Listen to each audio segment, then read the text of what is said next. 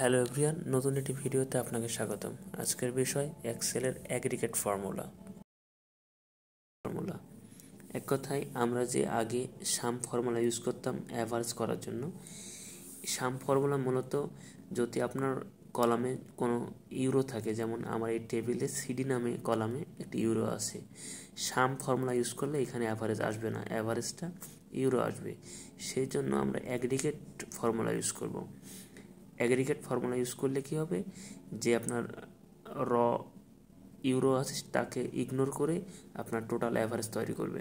তাই আমরা প্রথমত টাইপ করব ইকুয়াল টু অ্যাগ্রিগেট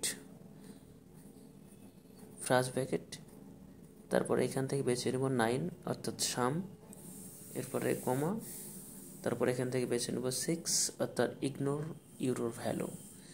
জাস্ট আমরা এই কলামটাকে সিলেক্ট করে এন্টার দিলে আমাদের সেই কাঙ্ক্ষিত রেজাল্ট চলে আসবে। দেখুন, এখন আমরা একে আবার কাউন্ট করব টোটাল কয়টা র আছে। তো আমরা টাইপ করব ইকুয়াল টু অ্যাগ্রিগেট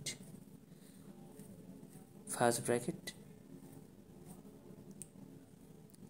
এবং আবারও কাউন্ট অর্থাৎ 2 সিলেক্ট করে কমা, তারপরে আবারও 6 ইগনোর ইউরোর ভ্যালু।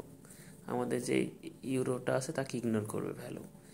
জাস্ট এখন আবারও প্রথম থেকে আমরা মাউসের রাইট বাটন ধরে একটু নিচে থেকে স্ক্রল করলে ব্র্যাকেট ক্লোজ করে দিলে দেখেন আমাদের কাউন্ট চলে আসছে। সো